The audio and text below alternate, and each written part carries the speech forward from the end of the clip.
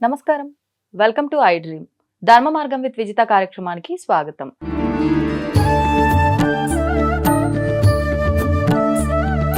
ప్రస్తుతం మనతో పాటు ఉన్నారు హరితస సేవా సంస్థ వ్యవస్థాపకులు, ప్రముఖ ఆధ్యాత్మికవేత్త సూర్యకిరణ్ శర్మ మల్లాది. ఇప్పుడు గురుగారితో మాట్లాడి మరిన్ని విషయాలు తెలుసుకుందాం. ముఖ్యంగా మనకు ఆధ్యాత్మికంగా కావచ్చు, నిత్య జీవితంలో కావచ్చు, ఎన్నెన్నో విధానాలు ఆచరిస్తున్నప్పటికీ కూడా మరెన్నో సందేహాలు తలెత్తుతూనే ఉంటాయి.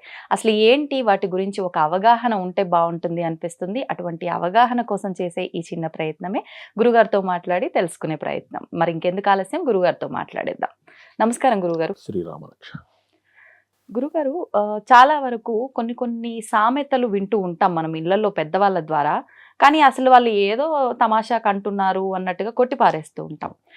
అయితే చాలా వరకు ఏంటి అనంటే, నువ్వు ఎంత చేసినా వేస్ట్, ఫస్ట్ నువ్వు ఇంట్లో గెలిచి రచ్చ గెలువు అని చెప్పి ఒక సామెత మాత్రం ఎక్కువగా వింటూ ఉంటాం.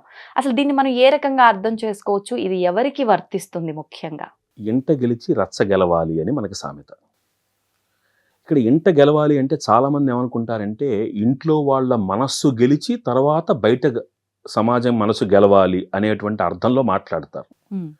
కానీ నిజానికి అది దానికి విరుద్ధంగా చేసినటువంటి ఒక సామెతది. ఏ రకంగా? ఎలాగా? మీరు సమాజంలోకి వెళ్ళారు, మీరంటే ఎవరో ఎవరికీ తెలియదు, మీరు ఒక యాంకర్గా పరిచయం చేసుకున్నారు. వెంటనే అవతల వాడు ఓహో యాంకర్ గారా అని ఆశ్చర్యపోతాడు, లేదా మిమ్మల్ని అభినందిస్తాడు తప్ప వాడు మిమ్మల్ని చూసి ఈర్ష్య అసూయ చెందడు. ఓకేనా? అవునండి. మీతో పాటు కలిసి పెరిగినటువంటి మీ బంధువో స్నేహితుడో ఒకళ్ళు ఉంటారు. ఆల్ ఆఫ్ ఎ సడన్ మీరు ఒక యాంకర్ అయ్యి ఒక స్థాయికి చేరుకున్నారు. నిన్నటి దాకా నాతో ఉన్న వ్యక్తి ఈ రోజున 10 మందిలో గుర్తింపబడుతున్నారు అనగానే వాళ్ళల్లో ఒక రకమైనటువంటి ఈర్ష్య అసూయ కలుగుతాయి. మనిషికి ఒక శరీరానికి దెబ్బ తగిలింది అనుకోండి, మందు వేసుకుంటే తగ్గిపోతుంది. కానీ ఆ మనిషి మానసికంగా కృంగదీయబడ్డాడు అనుకోండి, కోలుకోవడం చాలా కష్టం. ఇలాంటి నేపథ్యాల్లోనే మనకి డిప్రెషన్ లాంటి ఆలోచనలు వస్తాయి.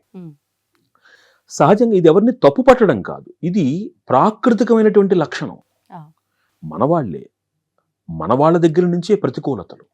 ఒకరి ఎదుగుదలను ఒప్పుకోలేకపోవడం, అంగీకరించలేకపోవడం, వాళ్ళని 10 మందిలో అవమానిస్తే తప్ప సంతోషపడకపోవడం, వాళ్ళ మీద ఉన్నటువంటి దానిని ఎలా తీర్చుకోవాలో తెలియక వ్యతిరేకంగా ప్రవర్తించటం, ఇవన్నీ కూడా మనిషికి మానసికమైనటువంటి ప్రతికూలతలు. ప్రస్తుతం జరుగుతున్న విధానం అంతా ఇదే. చాలా. ఈ నేపథ్యంలో ఏమవుతుందంటే, ఒక మనిషి, ఉదాహరణకి చెప్తాను, మీరు ఇంత పని చేస్తారు పొద్దుటి నుంచి సాయంత్రం దాకా. ఇక్కడికి మీరు వచ్చేది రిలాక్స్ అవడానికి రారు, ఇది సంపాదిస్తున్నటువంటి ఒక మార్గం మీకు. ఇక్కడ మీరు కష్టపడతారు. ఎక్కడ మీరు సేద తీరుతారు? ఇంట్లో. ఇంటికి వెళ్ళగానే అక్కడ ప్రతికూల పరిస్థితి ఉందనుకోండి, మీరు సేద తీరగలరా? అంటే అర్థం ఏమిటి? ఇక్కడ మీరు ఇంత శ్రమ పడిన తర్వాత ఇంటికి వెళ్ళిన తర్వాత మీకు కలిగే మానసిక ప్రతికూలతని కూడా మీరు అధిగమిస్తేనే ఈ రంగంలో మీరు రాణించగలుగుతారు. మనలో ఉండేటువంటి ఒక విశేష గుణాన్నో, విశేషతనో, విశేషతత్వాన్నో అందరూ అంగీకరించలేరు. అక్కడ కలిగేటువంటి మానసిక సంఘర్షణ నుంచి మనిషి తనకు తాను మాత్రమే తన యొక్క వ్యక్తిగత శ్రద్ధతోటి, వ్యక్తిగత ప్రతిభతోటి బయటపడాలి. అలాంటి ప్రదేశాలు, అక్కడ ఇల్లు అంటే కేవలం ఇల్లే కాదు, మీ పరిసరాలు, ఈ వర్గాల్లోని ఎప్పుడైతే నువ్వు అక్కడ గెలిచావో మానసికంగా, ప్రపంచాన్నే జయించగలవు. ఇప్పుడు మానసికంగా గెలవటము అనంటే వాళ్ళు ఏడిస్తే ఏంటి, వాళ్ళు ఏమంటే ఏంటి అని మనం దులిపేసుకొని వెళ్ళిపోవటమా, లేదు అంటే వాళ్ళ అంటే మైండ్ సెట్ ని మార్చటానికి ప్రయత్నించటమా, ఎలా సార్? ఇది చాలా అద్భుతమైనటువంటి ప్రశ్న. ఇక్కడ నేను నరఘోష, దృష్టి దోషం వాటి గురించి నేను మాట్లాడట్లే. మీ మీదున్న వ్యతిరేకతని ఎదుటి వ్యక్తి తన మాటలతోటో తన చేతలతోటో అతను ప్రదర్శిస్తున్నాడు అనుకోండి, చాలా కంప్లైంట్లు వస్తాయి మీకు చూస్తే. ఒకే ఇంట్లో 2 పిల్లలు ఉంటారు, ఒకళ్ళనొకలాగా ఒకళ్ళనొకలాగా. కూతురు కోడలు, కూతురునొకలాగా కోడలు. ఆ కోడలు ఆఫీసులో అద్భుతంగా పనిచేస్తుంది, కానీ ఇంటికి వెళ్ళడానికి జంకుతూ ఉంటుంది. అక్కడ తనకు ఆ వెసులుబాటు లేదనుకోండి, మానసికమైనటువంటి విశ్రాంతి దొరకట్లేదనుకోండి, ఇక్కడ ఎలా రాణిస్తుంది?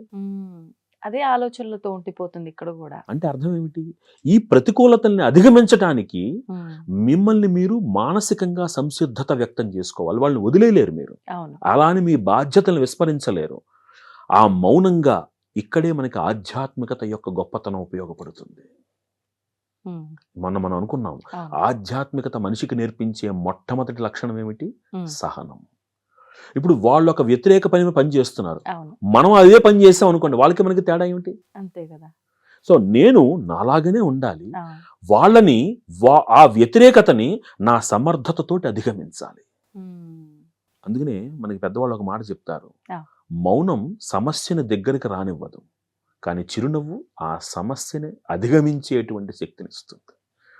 దాన్ని సైకలాజికల్గా మీరు మాట్లాడితే freaking face requires 276 nerves to move, but a smile requires 2 lips to move. ఒక్క చిరునవ్వుతోటి అంత శ్రమ ఎందుకు? వాడు అరుస్తాడు, కేకలు పెడతాడు, అన్నీ చేస్తారు వాళ్ళు. లేకపోతే ఇంకొక రకంగా వ్యతిరేకతను చూపెడతారు. అన్నింటికీ మౌనంగా భగవంతుడు ముందుకు వెళ్ళి ఒక్క నవ్వుతోటి అధిగమించవచ్చు. ఆ మౌనం మనిషికి ఒక ప్రశాంతతనిస్తుంది. కానీ దీనికి కూడా సమయస్ఫూర్తి ఉండాలి కదా. చాలా విశేషం. సమయస్ఫూర్తి అంటే ఇందాక అదే చెప్పాను. ఆ సమయస్ఫూర్తి అంటే నథింగ్ బట్ యువర్ స్పిరిచువాలిటీ. అక్కడ నేను ప్రతిఘటించటం వలన, లేకపోతే దానికి రియాక్ట్ అవ్వడం వలన నేను నా ఆనందాన్ని మాత్రమే కాదు, నా సమర్థతను కూడా కోల్పోతున్నాను. నేను కొంతమంది కావాలని చేస్తారు. ఇప్పుడు పొరపాట్లు జరిగేటువంటివి కొన్ని, కావాలని చేసేటువంటివి కొన్ని. పొరపాటు జరిగిన వ్యక్తి నేను చెప్పక్కర్లా, వాడే అర్థం చేసుకుంటాడు, అయ్యో నేను తప్పు చేశానే అనుకుంటాడు. కావాలని చేసే వ్యక్తి వాడికి చెప్పిన అర్థం కాదు. చెప్పినా అర్థం కాని వాడి దగ్గరికి వెళ్ళి చెప్పడం దేనికి? అంతే, మౌనం. అక్కడ మౌనాన్ని ఆశ్రయించాలి. మిమ్మల్ని మీరు శక్తివంతులను చేసుకోవాలి, మిమ్మల్ని మీరు ప్రేరేపించుకోవాలి. అదే ఎంట గెలిచి రచ్చగెలవడం. ఆ ప్రతికూలత, ఈ మానసిక సంఘర్షణ ఎప్పుడైతే, ఎందుకంటే సహజమైనటువంటి కొన్ని దుర్లక్షణాలు మనిషికి ఈ పరిసరాల్లో నుంచే పుడతాయి. ఇందాక నేను చెప్పాను, మీరు ఎవరో తెలియని చోట మిమ్మల్ని ఎవరు చూసి ఈర్ష్యపడరు. పడినా వాళ్ళు చాలా తక్కువ మంది ఉంటారు, వాళ్ళతో మీకు రెగ్యులర్ ఇంటరాక్షన్ ఉండదు, మీకు అర్థం చేసుకోండి. కానీ ఇంట్లో దాన్ని మీరు ఎదుర్కోవాల్సి వస్తుంది. అక్కడ మీకు మానసిక ఎంతో మంది ప్రతిభ ఉండి కూడా ఈ విధమైనటువంటి ప్రతికూలతలతోటి తమని తాము అణుచేసుకోవాల్సిన పరిస్థితి వస్తుంది. ఎంత గెలచడం అంటే నిన్ను మానసికంగా నువ్వు సమర్థుడవి కావడమే దాంట్లో ఆంతర్యం. అలాగే ఇంట్లో వాళ్ళని మెప్పించటం కూడా. ఇంట్లో సమర్థమైనటువంటి పండితులు ఉన్నారనుకోండి, మీ పాండిత్యాన్ని వాళ్ళ ముందు ప్రదర్శించి వాళ్ళు దాన్ని అంగీకరించి వాళ్ళు నిన్ను సరిదిద్ది సన్మార్గంలో నడిపించి బయటికి గెలవడం, అది కూడా ఉంది. కానీ ఇది కేవలము పాజిటివ్ నైస్ మాత్రమే చూడకూడదు, నెగిటివ్ను కూడా దీంట్లో చూసి ఆ మానసికమైనటువంటి ప్రతిభతోటి సమర్థతతోటి బయట కూడా నిన్ను నిరూపించుకోవాలి. ఇప్పుడు మీరన్న దాన్ని బట్టి నాకు ఒకటి అడగాలనిపించింది సార్. అంటే మనకి ఇంట్లో ఇలాంటి పరిస్థితులు ఉన్నప్పుడు బయటకి వెళ్ళి మన వర్క్ మనం కరెక్ట్గా చేసుకోలేకపోయే వాళ్ళ విషయంలో ఇది వర్తిస్తుంది. కొంతమంది విధానం ఎట్లుంటుంది అంటే అసలు బయటికి పంపించడానికే ఇష్టపడరు. అంటే హస్బెండ్ విషయమే తీసుకుందాం సార్, ఎక్కడికోవద్దు. అంటే ఇది ఎవరినో ఉద్దేశించి కాదు, చాలా వరకు చూస్తున్నాం. వైఫ్కి కొంచెం టాలెంట్ ఎక్కువ ఉంది, తను ఇతన్ని డామినేట్ చేస్తుందేమో అన్న ఉద్దేశంతో కూడా అసలు వెళ్లకుండా ఇంట్లోనే ఆపేసే వాళ్ళు కూడా ఉన్నారు, వాళ్ళ మాటలతో చేష్టలతో. ఇలాంటప్పుడు అసలు తను బయటికే వెళ్ళలేదు, ఇంట్లో వాళ్ళని ఇంకా గెలవటం ఎందుకు ఏంటి అనే క్వశ్చన్ మార్క్ లో ఉండిపోతారు. దీనికి శాస్త్రపరమైనటువంటి ఒక చిన్న సమాధానం ఏమిటి అంటే, నిన్ను నీవు ప్రపంచం కోసం నిరూపించుకోవద్దు, నిన్ను నీవు నీ కోసం నిరూపించుకో. ఒక అద్భుతమైనటువంటి ఒక మాట ఉంది, కళాకారుడు చప్పట్లను ఆశించి ప్రదర్శన ఇచ్చినంత కాలం కళాకారుడు కాలేడు. కళాకారుడు తన కళలో తాను జీవించినప్పుడు అడగకుండా చప్పట్లు వస్తాయి. ఇది మేము నాటకాలు వేసే రోజుల్లో మా గురువు గారు మాకు నేర్పించారు. నువ్వు అందంగా అద్భుతంగా నాటకం వేసావని చప్పట్లు ఎక్స్పెక్ట్ చేయకు, కొట్టకపోవచ్చు. నువ్వు జీవించు, నువ్వు నటించకు, నువ్వు నీ పాత్రని ఆకలింపు చేసుకో. ఆ పాత్రలో నువ్వు జీవించినప్పుడు తెలియకుండానే ఆ ఆర్ద్రత ఆ ప్రేక్షకుడి మనస్సులో చేరి చప్పట్లు కొడతాడు. అది నీకు నిజమైన కొలమానం అని అనేవారు మా గురువు గారు మాతోటి. అలా నేను బయటికి వెళ్ళక్కర్లా, నన్ను నేను నిరూపించుకుంది. సతీ సక్కుబాయి ఏం చేసి బయటికి నిరూపించుకుంది? రాణి ఝాన్సీ లక్ష్మీబాయి ఏం చేసి తన సమర్థతను నిరూపించుకుంది? తన భర్త ఎదురుగుండా బయటికి వెళ్ళి పోరాటాలు చేసిందా? కానీ నీ సమర్థత తన భర్త అయినటువంటి ఆ వ్యక్తి చనిపోయిన తర్వాత నా రాష్ట్రాన్ని రాజ్యాన్ని కాపాడుకునే కోసం కత్తి పట్టి బిడ్డతోటి బయటికి వెళ్ళింది మహనీయురాలు ఆవిడ. మరి అంతవరకు ఆవిడ యొక్క ప్రతిభ ఎక్కడ ఉంది? తన భర్త బయటికి పంపించలేదని దాచుకుందా? దాచుకోలేదు. తన సాధన తను చేస్తూనే ఉంది. తను తన కోసం బ్రతికింది. నీ ప్రతిభ లోకం కోసం కాదు. నీకు రావాల్సిన గుర్తింపు అడగకుండానే వస్తుంది. అర్థం చేసుకోండి. చాలా మంది మీరు అబ్జర్వ్ చేస్తే అద్భుతమైనటువంటి నటులు వాళ్ళు ఎవరికైనా ఫోటోగ్రాఫ్లు పంపించి నటులు అయ్యారా అంటే కాదు. వాళ్ళు మీకు ఇంటర్వ్యూలు చదవండి, వినండి. నేను ఫలానా నాటకం వేస్తుంటే ఆ డైరెక్టర్ గారు చూసి నాకు అవకాశం ఇచ్చారు అంతే. ఆ సమయం రావాల్సింది వస్తుంది. కానీ ఎవరో నిన్ను అణగదొక్కారని నీ గురించి నువ్వు బ్రతకడం మానద్దు. నీ కళని నీకు నువ్వు ప్రోత్సహించుకో. ఎప్పుడూ పక్కవాడు వచ్చి భుజం మీద చెయ్యి తట్టి నిన్ను ప్రోత్సహిస్తాడని ఆశించకు. ఎవరో వస్తారని, ఏదో చేస్తారని ఎదురు చూసి మోసపోకుమా. అక్కర్లా. నీ గురించి నువ్వు బ్రతుకు. నీ కళను నువ్వు సానబెట్టు. అది ఎప్పుడు బయటికి రావాలో అప్పుడు ఆ వచ్చిన సమయంలో అయ్యో అవకాశం ముందొచ్చుంటే బాగుండేది అనుకోవద్దు. వచ్చిన అవకాశాన్ని సద్వినియోగం చేసుకో. కొన్ని సందర్భాల్లో సార్ మీరు చెప్పింది బాగుంది. అవకాశం వచ్చింది, సద్వినియోగపరుచుకున్నాము. కొన్ని సందర్భాల్లో మనం ఎక్కడో ఎందుకు ఉద్యోగం చేస్తున్న దగ్గరే తీసుకోండి, లేదంటే ఇంట్లో తీసుకోండి, బయటంతా ఎంతో గౌరవంగా అరే ఏం చేశారు, ఏంటి భలే ప్రూవ్ చేసుకుంది, ఒక గౌరవం ఉంటుంది. ఇంట్లోకి వెళ్ళేసరికి ఏం చేసావులే అన్నట్టుగా తీసి పారేస్తూ ఉంటారు. అక్కడ కొంచెం తగ్గిపోతాము, లో అవుతాం ఖచ్చితంగా. ఇందాకనే అదే చెప్పాను, ఎంట గెలిచి రచ్చగలడం అంటే అది. ఈ ప్రతికూలతకి చాలా మందిని చూశాను నేను. పొద్దున్నుంచి సాయంత్రం దాకా ఆఫీసులో ఉత్సాహంగా పనిచేస్తారు. ఇంటికి వెళ్ళాలా వెళ్ళాలా అని అనుకుంటారు. వాళ్ళ నడవడికలో సాయంకాలం అవుతూ ఉంటే వాళ్ళల్లో మార్పు అర్థం చేసుకోగలం. ఏమిటి అంటే అక్కడ ఉండే ప్రతికూలత. ఇది ఆడవాళ్ళకే కాదు, మగవాళ్ళకు కూడా ఉంది. మనల్ని ఎప్పుడూ తక్కువ చేస్తూ ఉంటాం. ఏం చేసినా తప్పు అనిపించేలా మనం ప్రవర్తించటం, ఇలా ఎన్నో జరుగుతూ ఉంటాయి. కానీ వాటిని అధిగమించగలిగేటువంటి మనోబలం నీకు కావాలి. ఇది ఆడకి మగకి వేరు కాదు, అందరూ ఎదుర్కొంటున్నటువంటి సమస్య ఇది. ఆ ఎంట గెలిచి రచ్చగలవడంలో ఇంట్లో వాళ్ళు నిన్ను మెచ్చుకుని బయట వాళ్ళు తర్వాత మెచ్చుకోవాలి అండం కాదు. బయట వాళ్ళు మెచ్చుకుని ఇంట్లో వాళ్ళు మెచ్చుకోకపోయినా అక్కడ నుంచి ఎదురయ్యే ప్రతికూలతని నీ బలంతో అధిగమించి ప్రపంచం దృష్టిలో నువ్వు గొప్పవాడివైనప్పుడు, గొప్పదానివైనప్పుడు ప్రపంచం ఇల్లు అయ్యో ఈ ప్రతిభ నేను తెలుసుకోలేకపోయానే అని సిగ్గుపడేలా చెయ్యడమే నీ కర్తవ్యం. ఇప్పుడు మీరన్న ఈ ఇంట్లో మన బలాన్ని మనం ప్రదర్శించి సక్సెస్ అయితే ఆటోమేటిక్ గా అంతా మారిపోతుంది. కొన్ని సందర్భాల్లో కొంతమందిని చూస్తుంటాం, దారిద్ర్యం వాళ్ళ నెత్తిపైన ఉందేమో అనిపిస్తూ ఉంటుంది. ఇంట్లో ఎలాగో ప్రశంసలు లేవు, లేకపోయినా సరే వదిలేసి మన పాటికి మనం మన వర్క్స్ లో మనం వెళ్ళిపోతున్నాం, బెస్ట్ ఇస్తున్నాము అనుకుంటే ఓకే. మన ప్రయత్నం మనం ఎంత చేసినా, ఏది ఆశించకుండా చేసినా కూడా కొన్నిసార్లు అస్సలు గెలుపు అనేదే ఉండదు. అలాంటప్పుడు తెలియకుండా కింద పడిపోతూ ఉంటారు. అరే అటు చూస్తే అటు లేదు, ఇటు చూస్తే ఇటు లేదు, అసలు ఇంకా నేను ఎందుకు అనే ఒక ఆలోచన కూడా వస్తుంది. మరి ఈ సందర్భంలో ఈ సున్నితమైనటువంటి ఇది ప్రశ్న. ఎందుకంటే ఇలాంటి వాళ్ళు లేకపోలేదు, చాలా మంది ఉన్నారు ఇలాంటి వాళ్ళు లేకపోలేదు. అలా అని ఒకసారి మనల్ని మనం పరిశీలించుకోవడం చాలా ముఖ్యం. ఇక్కడ చాలా మంది ఏంటంటే ఇలాంటివి సహజంగా ఎక్కడ జరుగుతాయి అంటే, తనకిష్టమైన రంగంలో తను రాణించాలి అని, తనకి నచ్చినటువంటి మార్గంలో తను వెళ్ళాలి అనే ప్రయత్నంలో అక్కడ కష్టపడటం కోపస్థ మండూకములాగా ఒక ప్రాంతానికి పరిమితమై నేను రాలేకపోయాను అనుకునేటువంటి వాళ్ళు, రాలేకపోతున్నాను అని బాధపడేటువంటి వాళ్ళు చాలా మంది కనపడతారు. కొన్ని ఉదాహరణలు మీకు చెప్తాను. ఒక వస్త్ర వ్యాపారి, పేరక్కర్ల వస్త్ర వ్యాపారి, ఒక 4-5 సార్లు ఐపీ పెట్టాడు. ఎందుకు వచ్చిందో అతనికి ఆలోచన, నేను ఈ మార్గంలో, అంటే అప్పటికి 16 ఏళ్ళు అయిపోయింది, వాల్యుబుల్ లైఫ్. 25వ ఏట మొదలు పెట్టిన 41 ఏళ్ల మార్గం పూర్తి అయిపోయింది. 41వ ఏట రిలైజ్ అయ్యాడు, ఈ మార్గంలో నేను వెళుతున్నాను, ఇది నాకు కరెక్ట్ కాదేమో అనుకుని అట్నుంచి రియల్ ఎస్టేట్ రంగంలోకి వెళ్ళాడు. ఈ రోజున రియల్ ఎస్టేట్ రంగాన్ని శాసిస్తున్నాడు అతను. అంటే అర్థం ఏమిటి? ఒక్కొక్కసారి మనం చేస్తున్న ప్రయత్నం సఫలీకృతం అవ్వడం లేదు అంటే, ఒకటి ప్రయత్నం లోపమైనా అయి ఉండాలి, చేస్తున్న ప్రయత్నము మనకు సరికానిదైనా అయి ఉండాలి. మార్గాన్ని మార్చుకోవాల్సి వచ్చినప్పుడు మనం నిస్సందేహంగా మార్చుకోవాలి.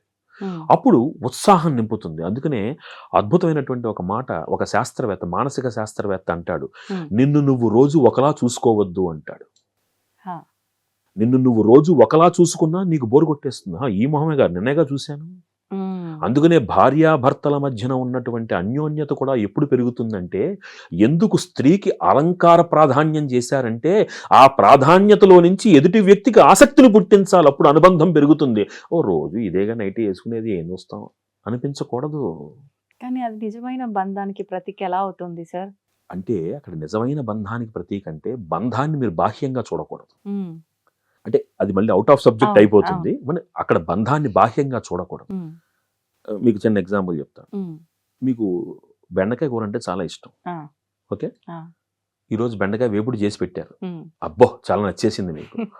30 రోజులు అదే చేసి పెట్టారు అంటే మీ అమ్మగారికి ప్రేమ లేదనా? మీరే అంటారు కదా. ఇప్పుడు అదే బెండకాయని కొంచెం టేస్ట్ మార్చి వేరే రకంగా చేశారు. అమ్మో ఇది రుచి బాగుందే మీరే అంటారు. అంతే, ఆసక్తిని కలిగించటం. అక్కడ బంధానికి విలువ నిజంగా ఆ భార్యకో భర్తకో ఒంట్లో బాగపోతే ఒకళ్ళనొకళ్ళు చూసి గెలగెల్లాడిపోతారు. అంటే అర్థం ఏమిటంటే డోంట్ బి స్టీరియోటైపిక్.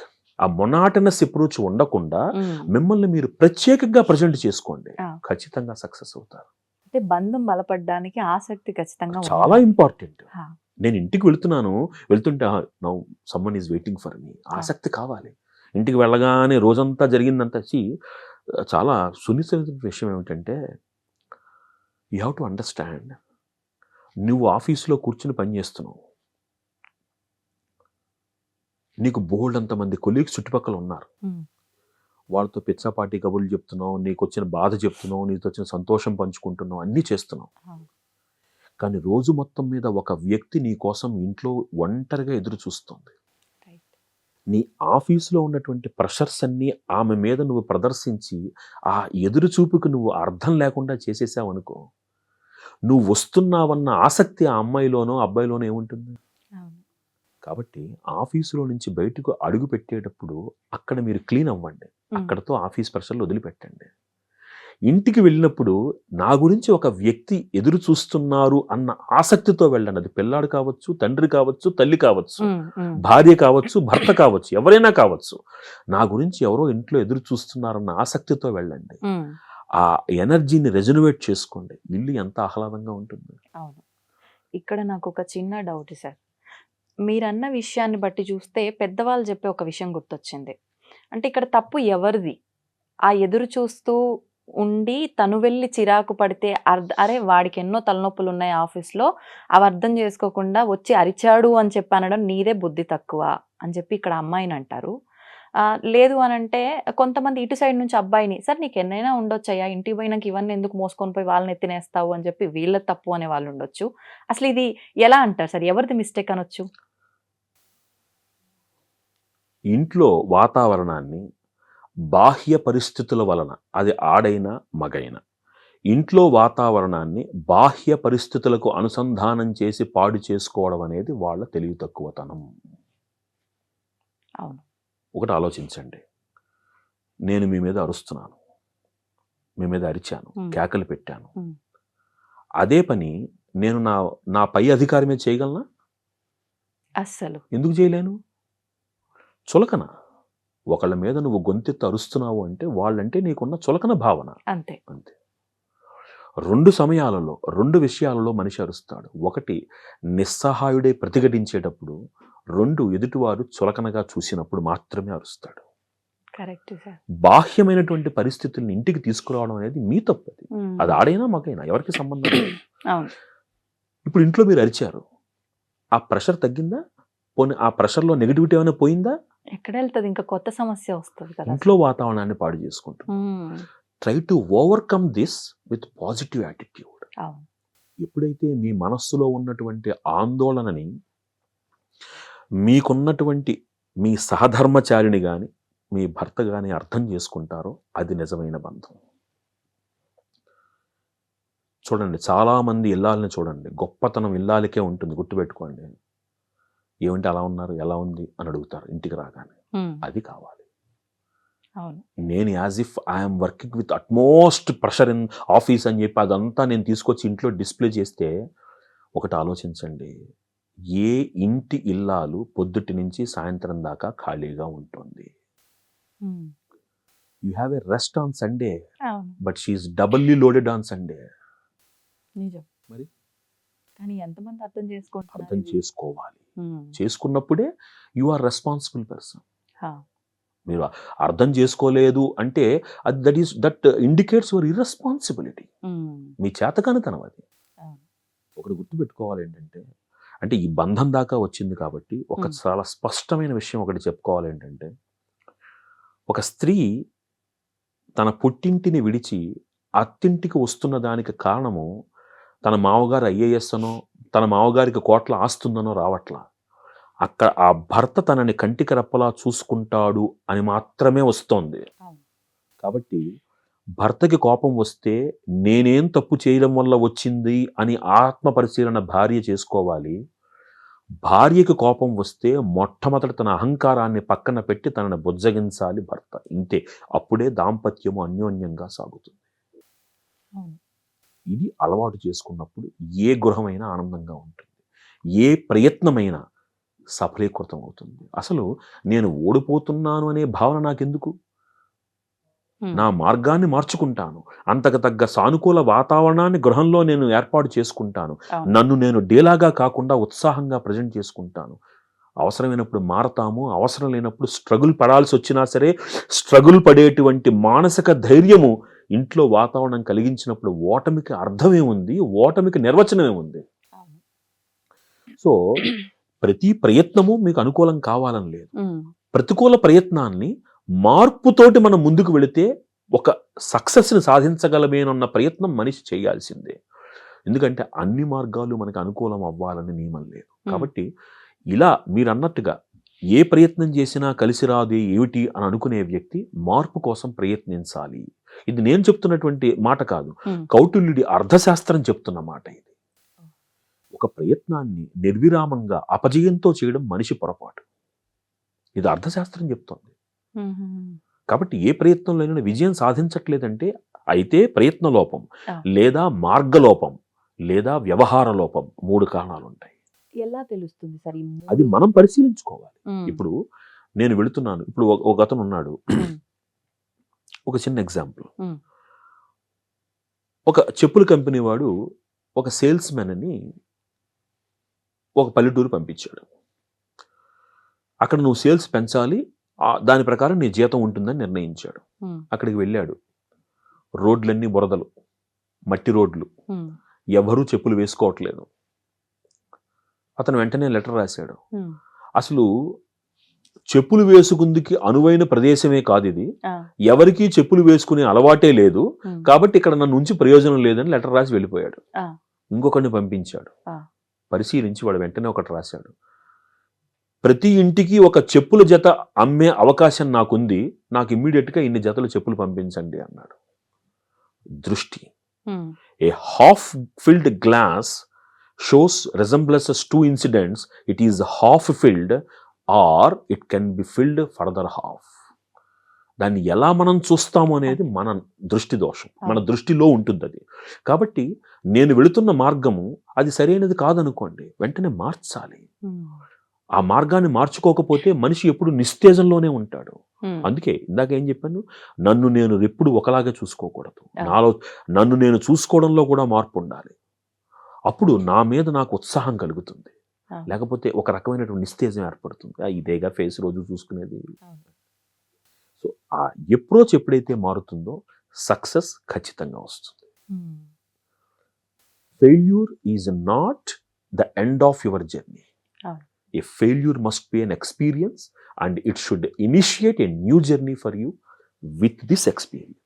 అందుకే ఖచ్చితంగా అనుభవాలతోటే మనిషి 100%. రాణించగలుగుతాడు దేంట్లో. ఓటమి అనుభవాన్ని నేర్పుతుంది, విజయం అవకాశాన్ని ఇస్తుంది. అంతే. అంతే. అద్భుతం సార్. అసలు నిజంగా అంటారు, ఇప్పుడు మీరు అన్నారు కదా, హాఫ్ గ్లాసు మనం హాఫ్ అనుకుంటే అలా ఫుల్ చేయాలన్న ఆలోచన వస్తుంది.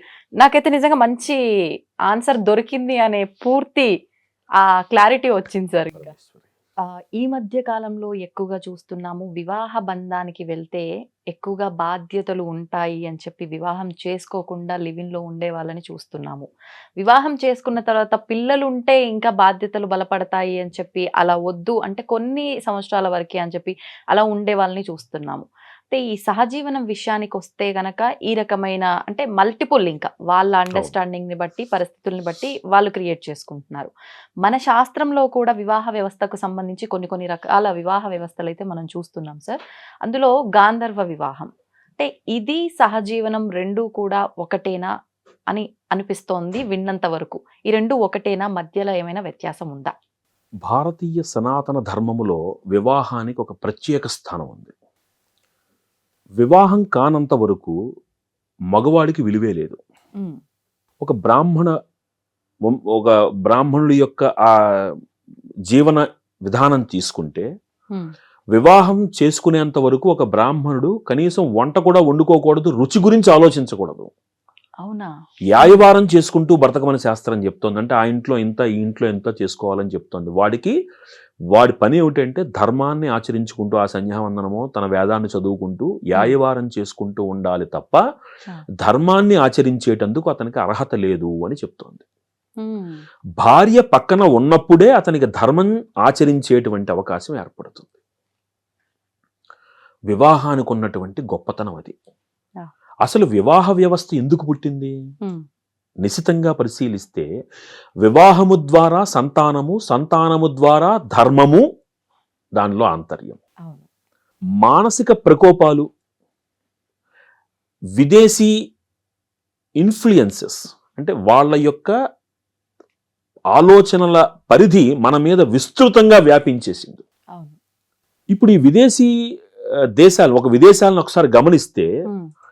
మన వేదాలలో, పురాణాలలో నిర్వచించినటువంటి అధోలోకాలన్నీ అవి.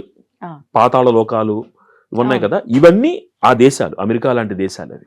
ఆహాహాహా! ఇప్పటికీ మనకి అమెరికా న్యూయార్క్ దగ్గర భరద్వాజ మహాముని అక్కడ పాతాళంలో తపస్సు చేసినటువంటి కొన్ని నిరూపణలు దొరికాయి మనకి. అక్కడ ఆయన పాదుకలు దొరికాయి మనకి. ఓహ్! ఇట్ ఈస్ అవునా? దేర్. అవి ఆహా! పాతాళ లోకం కింద లెక్క మనకి. ఓకే. ఓకే. అందుకని మనం విదేశీ ప్రయాణాలు ఎందుకు చేయకూడదంటే దానికి 2 కారణాలు ఉన్నాయి. అవన్నీ పాతాళ లోకాలు అవి. 2 వెనక్కెళ్ళిపోయినట్టనా అర్థం కిందకి సార్? ఆ! అధోలోకాలు అవి. హ్మ్. హ్మ్. భారతదేశం కొలమానం ఆ! మనకి. మీరు తీసుకుంటే మన వారణాసి దగ్గర నుంచి ఉజ్జయిని కొన్ని ప్రాంతాలు మీరు కనుక సెక్యులర్‌గా గీస్తే అవును. అది భూమికి అది సెంటర్ పాయింట్ అది. హ్మ్. అందుకనే కాంచీపురంలో అమ్మవారి గాయత్రి మంటపం ఏదైతే ఉందో అందులో ఉన్నటువంటి అరూప లక్ష్మీదేవి నాభిస్థానం అవుతోంది అక్కడ మనకి. హుహుహుహు. ప్రపంచానికి నాభిస్థానం అది. ఓకే. ఓకే. అంటే భారతదేశం అంటే ఊరికనే కర్మభూమి కాలేదిది. అవును. అంతటి మహనీయమైన శక్తి క్షేత్రాలన్నీ ఇక్కడ ఉన్నాయి మనకి. ఉన్నాయి. ఇప్పుడు ఈ విదేశీ ఇన్‌ఫ్లుయెన్సెస్ వల్ల ఏం చేస్తున్నామంటే అటాచ్‌మెంట్‌కి బదులుగా మనం డిటాచ్‌మెంట్‌లోకి వెళుతున్నాం. ఒంటరిగా ఉండడం. అవును. న్యూక్లియస్ ఫ్యామిలీస్ అనేటువంటి పేరుతోటి ఒక తరాన్ని మనం సంస్కారానికి దూరం చేసేసాం మనం. ఆ! పూర్తిగా దూరం చేసేసాం మనం. అవును. మీరన్నారు గాంధర్వ వివాహము అని. వివాహ వ్యవస్థని జాగ్రత్తగా గమనిస్తే స్త్రీకే ప్రాధాన్యత ఉంది. హ్మ్. ఇది చూసేటువంటి వాళ్ళు కూడా మెచ్యూర్డ్ సిటిజన్స్ చూస్తారన్న ఉద్దేశంతోటి విపులంగా చెప్తున్నాను నేను. హ్మ్. స్త్రీ ప్రాధాన్యతగానే వివాహ వ్యవస్థ జరుగుతుంది. మీరు కావాలంటే గమనించండి. ఆ! స్వయంవరం అంటాం మనం. అవును. ఆ స్వయంవరం చేసేటప్పుడు అమ్మాయి ఇష్టాన్ని చూస్తామా? అబ్బాయి ఇష్టాన్ని చూస్తామా? అమ్మాయి ఇష్టం. అమ్మాయే ప్రాధాన్యత. గాంధర్వ వివాహం కూడా అమ్మాయిదే ప్రాధాన్యత. హ్మ్. ఒక వివాహ వ్యవస్థలో ఇప్పుడు పురుషుడు బలవంతంగా స్త్రీని లొంగదీసుకోవడానికి ప్రయత్నిస్తే దానికి బలాత్కారం అని పేరుంది. అవును. ఒక స్త్రీ తన ఇష్టపూర్తిగా తన యొక్క అంగాన్ని పురుషుడి చేతిలో ప్రవేశపెట్టడమే నిజమైనటువంటి వివాహానికి సూచిక అని ఒక శాస్త్రంలో అర్థం ఉంది. హుహు. పురుషుల ఆధిపత్యం లేదు మనకి. ఓహ్! అప్పుడే కొన్ని ఇన్సిడెంట్స్ మనం గమనిస్తే అలా స్త్రీ పరిపూర్తిగా తనని తాను అర్పించుకున్న తర్వాతనే హ్మ్.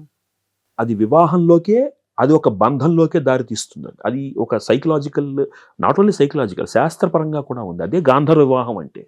హుహుహు. అది అబ్బాయి అమ్మాయి నచ్చి ఉంగరాలు మార్చేసుకున్నారు, చేపట్టుకున్నాడు గాంధర్వ వివాహం అని కాదు అక్కడ. ఆ!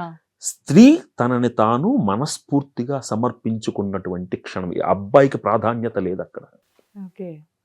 అది పరిపూర్తి వివాహంతో సమానం. అక్కడ స్త్రీ తనంతట తానుగా ఆ వ్యక్తికి వశమయ్యింది ఇష్టంతో. అక్కడ ఎక్కడా ఆకర్షణ లేదు. అర్థమైంది? అక్కడ ఆకర్షణ లేదు. అక్కడ అర్థం చేసుకున్నారు. స్త్రీ ఇక్కడ స్త్రీకి ప్రాధాన్యత ఏమిటి? ఇది అడగచ్చు మీరు. ఎందుకు స్త్రీకి ప్రాధాన్యత అంతకెందుకు ఇస్తున్నారు అంటే, ఒక స్త్రీ మాత్రమే, ఒక పురుషుడు ఒక స్త్రీని టచ్ చేశాడు అనుకోండి, ఆ టచ్లో ఉన్నటువంటి ఆ తేడాని స్త్రీ మాత్రమే గుర్తించగలదు. గుర్తుపెట్టుకోండి, చాలా ఇంపార్టెంట్ ఇది. అంతే, స్త్రీకి అంత మెచ్యూరిటీ ఉంది. ఆ మెచ్యూరిటీని బట్టే అక్కడ స్త్రీకి అంతటి ప్రాధాన్యం అవ్వడం జరిగింది. ఇది పోతే ఇక్కడ ఈ జనరేషన్లో జరుగుతున్నది ఏంటంటే, కోలివింగ్ అనేటువంటిది కాలక్షేపం కోసం మనుషులతో ప్రవర్తిస్తున్నటువంటి తీరు. బికాస్ నేను ఒక్కదాన్ని ఉండలేకపోతున్నాను, ఆ గర్ల్ ఫ్రెండ్ ప్లేస్ లో బాయ్ ఫ్రెండ్ ఉంటున్నాడు అంటే, మన సమాజాన్ని విలువ లేకుండా మనం మార్గభ్రంశము చేసుకుంటున్నటువంటి ప్రమాదం మనకు మనమే. అంతే కదా.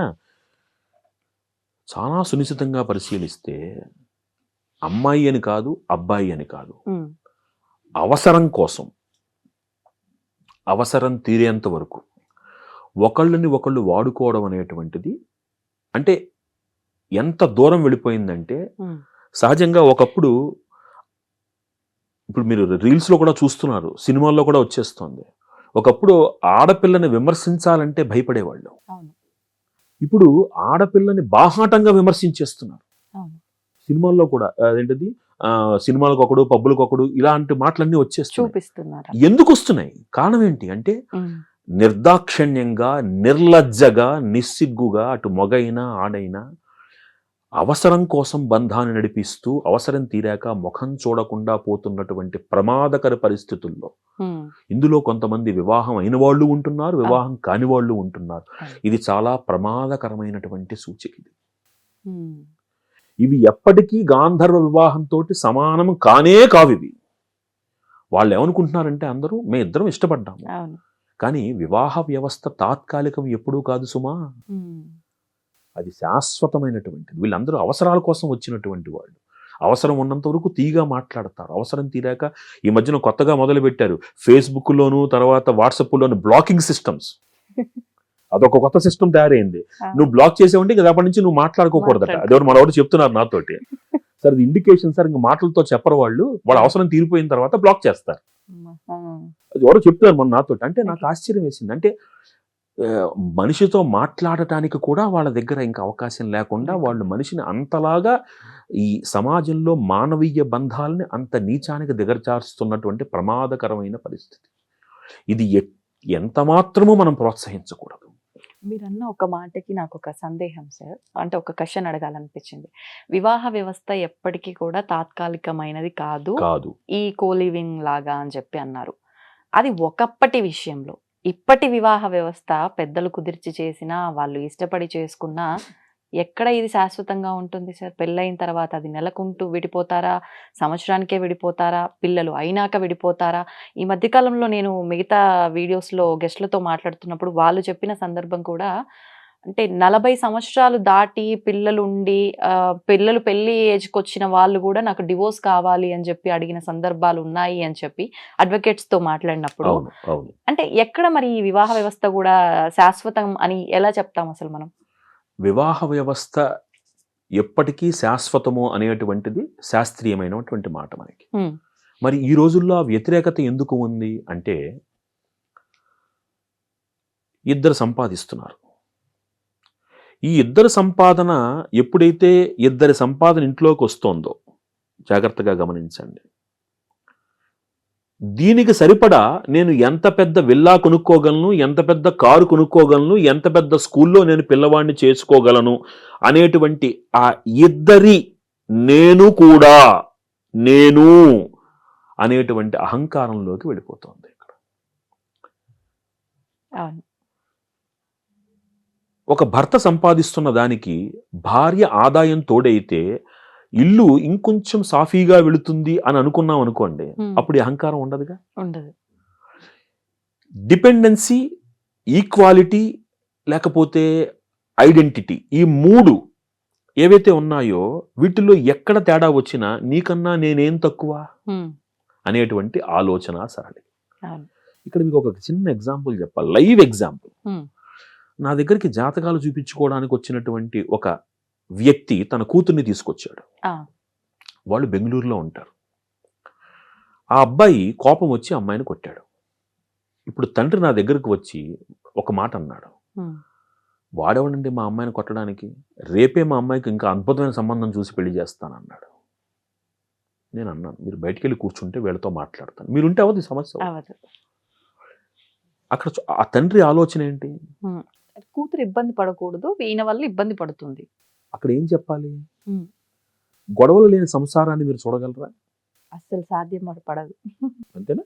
అందుకనే మనకి పెద్దవాళ్ళు ఒక సామెత చెప్తారు, కాలు తడవకుండా సముద్రం దాటవచ్చు, కన్నీరు అంటకుండా సంసారాన్ని దాటలేము అంటారు. అంతే సార్.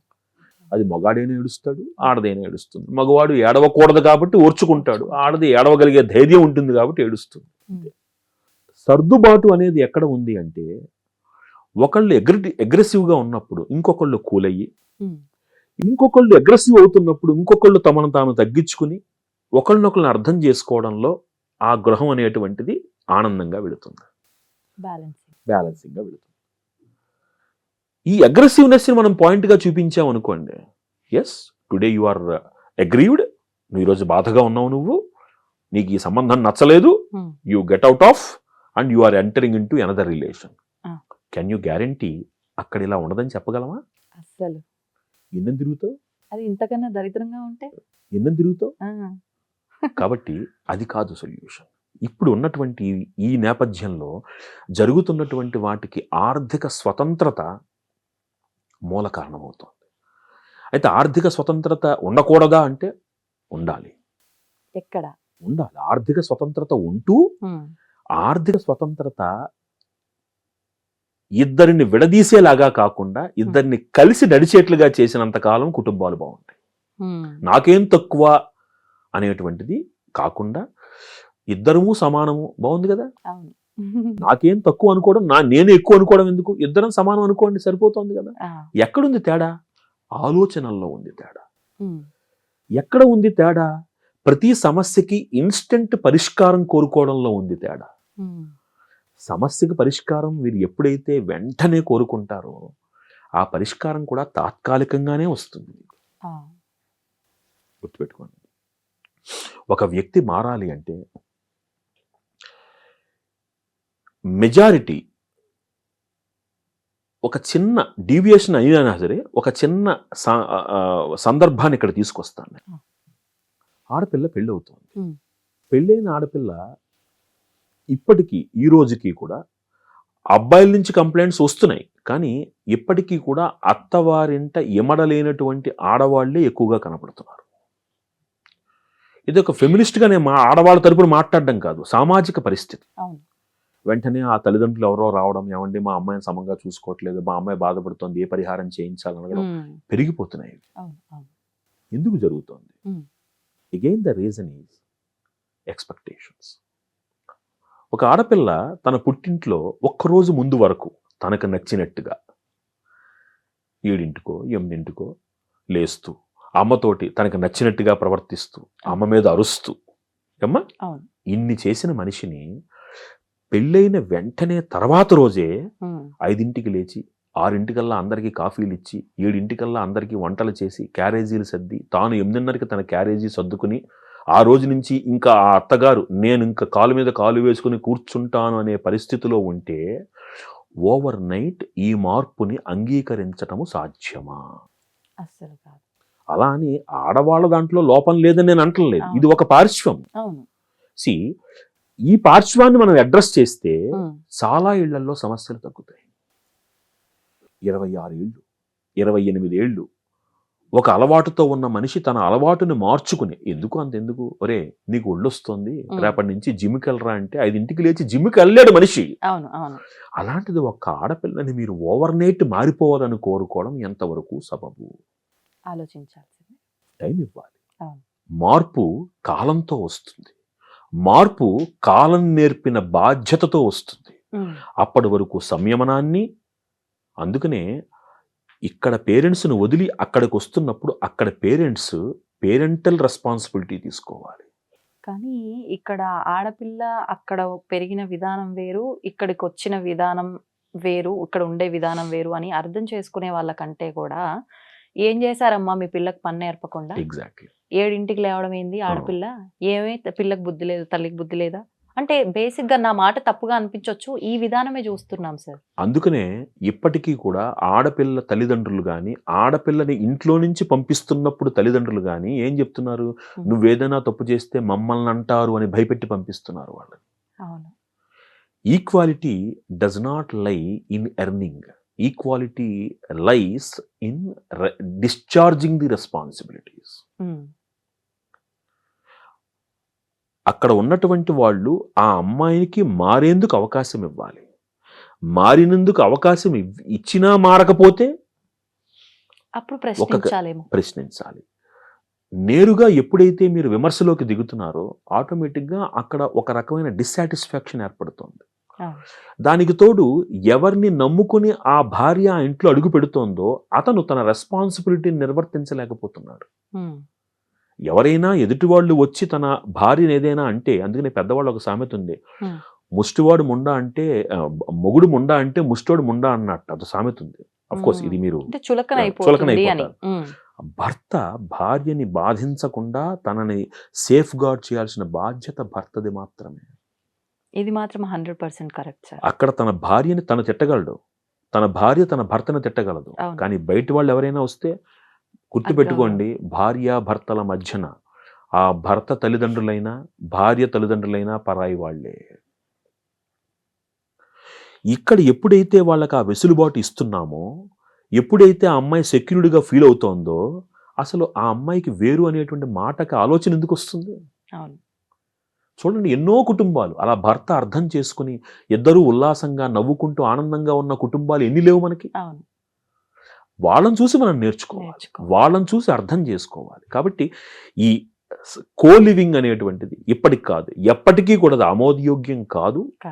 భార్యాభర్తల జీవితాన్ని ఆనందంగా జీవించవలసిన బాధ్యత పెద్దవాళ్ళది కాదు, వీళ్ళిద్దరి మధ్యన ఏర్పడవలసినటువంటి అవగాహనది. అవగాహనతో వీళ్ళు మెడిగినప్పుడు మిగతా వాళ్ళందరూ పరాయి వాళ్ళే. గుర్తుపెట్టుకోండి, వాళ్ళిద్దరి మధ్యన వాళ్ళకి తెలుసు వాళ్ళకి ఏం చేయాలో. వాళ్ళని వదిలేయండి, వాళ్ళ ప్రైవసీ వాళ్ళకి వదిలేయండి. అప్పుడు ఖచ్చితంగా ఈరోజు కొట్టుకుంటారు, రేపు కలుస్తారు, అంతే ఆనందంగా ఉంటారు. నిన్నటి దెబ్బలాట ఈ రోజు వాళ్ళిద్దరి మధ్యన ఇంకా అనుబంధాన్ని ఎక్కువ చేస్తుంది. అలా కాకుండా ఇవ్వాలి, ఎవరు దూరకుండా. ఏది చిన్న మాట అనుకుంటే పెద్దవాళ్ళు ముందు వచ్చేస్తారు, రాకూడదు. Let them clarify, they are aged, let them clarify, let them have a clarity. అది మనం వాళ్ళకి అవకాశం ఇస్తే ఏ కుటుంబము కూడా దూరం కాదు. అంటే తల్లిదండ్రుల ఉద్దేశం ఏంటంటే సార్, చాలా మందిలో ఉన్న ఒక ఆలోచనే, తల్లికి పిల్లలు ఎంత ఎదిగినా పిల్లల్లానే ఉండిపోతారని. అంటే పెళ్ళయ్యి హస్బెండ్ వైఫ్ ఉన్నప్పటికీ వాళ్ళు ఇంకా పిల్లలే, వాళ్ళకి తెలియదు మేము చెప్పాలి అనే వేలో వెళ్ళే తల్లిదండ్రులు ఉండటం వల్ల ఇవి ఇంకా పెద్దగా అయిపోతున్నాయేమో అనిపిస్తుంది. అసలు కుటుంబ సమస్యలకు కారణం ఏమిటి అనే దానికి ఒక పుస్తకం ఒకటి ఉంటుంది, అది రాసిన వాళ్ళు కూడా మన ఇండియన్సే. కుటుంబ వ్యవస్థ నేపథ్యంగా జరిగింది. మీరన్నది కరెక్ట్. అందుకనే పురాతన కాలంలో గర్భాష్టమం అంటే 8వ ఏట 13 రజస్వలాత్ పూర్వం వివాహాలు చేసేసి ఆ అమ్మాయిని తీసుకువెళ్ళి వాళ్ళు అక్కడ పెంచుకుని సంగీతం నేర్పించుకుని వాళ్ళ ఇంట్లో పిల్లలా చూసుకుంటూ తనని చక్కగా చేసుకునేవాళ్ళు. ఇప్పుడు ఎప్పుడైతే పిల్లలు ఎడ్యుకేషన్ చేసుకుని వాళ్ళ కాళ్ళ మీద వాళ్ళు నిలబడుతూ వాళ్ళ జీవితాన్ని వాళ్ళు జీవిస్తూ, ఇప్పుడు ఏమవుతుందంటే కంపారిజన్ అనేటువంటి మాట మనిషిని మానసికంగా కృంగదీసేస్తుంది. ఒకటి కాదు, దీంట్లో మనం చర్చించుకోవాల్సిన అంశాలు చాలా ఉన్నాయి. ఈనాటి కాలం ఆడవాళ్ల యొక్క జీవన శైలి, ఆహారపు అలవాట్లు, పెరుగుతున్నటువంటి మాతృత్వ అవలక్షణాలు గమనించండి. పీసీఓడి లాంటి, థైరాయిడ్ లాంటి సమస్యలు, వీటన్నింటినీ ఇప్పుడు ఆ సమయంలో స్త్రీకి కలుగుతున్నటువంటి హార్మోనల్ ఇంబ్యాలెన్స్ వలన థాట్ ప్రాసెస్, ఆ, వీటన్నింటినీ ఎవరు అర్థం చేసుకోగలరు? ఆ స్త్రీ ఆ సమయంలో పడుతున్నటువంటి మానసిక వేదనని ఒక స్త్రీ మాత్రమే అర్థం చేసుకోగలరు. అవును. అక్కడ ఆ అమ్మాయి విసుక్కుంటోంది అని మీరు ఆ అమ్మాయిని కించపరచటం కంటే తోటి స్త్రీగా దగ్గరికి తీసుకుని ఓహో ఏం సమస్యతో ఉందని ఆలోచించారనుకోండి, ఆ అమ్మాయికి మీ మీద వాత్సల్యం కలగదా? ఎంత ఊరట అసలు. ఆలోచించండి. అవును. అది చేస్తున్నామా మనం? రెండోది, ఇక్కడ కూడా ఎలా విమర్శ అంటే, అంటే లోకం మీద ఈమెకు ఒక్కదానికే వచ్చిందా? ఇలంతా ఆడోళ్ళు కాదా? వింటున్నాం సార్ ఇది. 100% ఉమ్. అందుకనే అంటున్నాను, ఇది ఉమ్. ఈ సమస్యలకి కారణం ఒకటి మాత్రమే కాదు, ఉమ్. ఆదాయం ఒకటే కాదు. అవును. ఆదాయం, ఇందాక మనం ఆదాయం చెప్పుకున్నాం, అవును. రెండోది ఇంట్లో పరిస్థితులు చెప్పుకున్నాం, మూడోది సాంత్వన. ఉమ్. నేను ఇప్పుడు అది అన్నాను, తన భార్య డీలాగా ఉంది, తన భర్త డీలాగా ఉన్నాడు, వెళ్ళి సముదాయించవలసినటువంటి బాధ్యత ఎవరిది? ఒకరికొకరిది. అంతే. అది ఎప్పుడైతే జరుగుతుందో గుర్తుపెట్టుకోండమ్మా, కంటి నిండా ఏడిస్తే బాధ తీరుతుంది. ఉమ్. ఆ కంటి నిండా ఏడ్చేటువంటి సౌకర్యం కావాలి మనిషికి. అవును. మనం దాన్ని కూడా నెగిటివ్గా ప్రొజెక్ట్ చేసి వాళ్ళ దగ్గర నుంచి ఆ హక్కు కాల రాసేస్తే ఉమ్. మనిషి ఇరుక్కుపోతాడు. 44 షర్టు సైజు వేసుకోవలసిన మనిషికి 38 షర్ట్ ఇచ్చి గుండీలు బిగిస్తే ఎలా ఉంటుంది వాడికి? అవును. బంధించేసినట్టే కదా సార్. అలా చేయకూడదు. ఉమ్. వాళ్ళకి స్వతంత్రం ఇవ్వాలి. అందుకనే ఇవన్నీ మీరు ఏదో ఒక కారణంతో ముడిపెట్టలేరు. ఆదాయం, ఉమ్. తల్లిదండ్రుల యొక్క ఇచ్చేటువంటి ఇన్పుట్, అత్తమామల నుంచి ప్రవర్తన, ఓడించవలసినటువంటి భర్త నుంచి లభించే సహకారం, ఉమ్. ఆరోగ్యానికి ఉన్నటువంటి ప్రతికూలత, దాన్ని అర్థం చేసుకుని ఇంట్లో వాళ్ళు ఇవ్వవలసినటువంటి సహకారం, మానసికమైనటువంటి ధైర్యం. వాడికి పెళ్ళయింది, వాడికి అప్పుడే పిల్లలు పుట్టేసాడు, మీకు ఇంకా పిల్లలు పుట్లా, అయిపోయింది. అక్కడ ఆ అమ్మాయి సగం చచ్చిపోతుంది. గుర్తుపెట్టుకోండి. ఇప్పుడు అలాంటి పరిస్థితుల్లో ఆ అమ్మాయికి వెనకాల నిలబడాల్సిన బాధ్యత భర్తది మాత్రం. అంతే. ఇది అర్థం చేసుకున్న రోజున విడిపోవాలన్న ఆలోచన ఎందుకు వస్తుంది అసలు? ఉమ్. నేను ప్రపంచాన్నే జయించానన్న ఆనందంలో ఉంటుంది అమ్మాయి. అవును.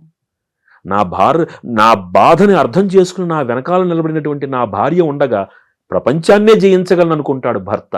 అంతే. ఈ వివాహ వ్యవస్థ అంత అనురాగంతో ముందుకు వెళ్ళాలి. అంతే తప్ప ఒకసారి మనకి వ్యతిరేకంగా ప్రతికూలంగా ఉంది కదా అని అన్నీ మనం ప్రతికూలంగా చేసి మాట్లాడితే మనిషి ఎవడైనా నలిగిపోతాడు. సో కాబట్టి ఈ వివాహ వ్యవస్థ ఇలా ఉండకపోవడానికి కారణం మన ప్రవర్తన, మనం పిల్లలకి ఇస్తున్నటువంటి సంస్కారం.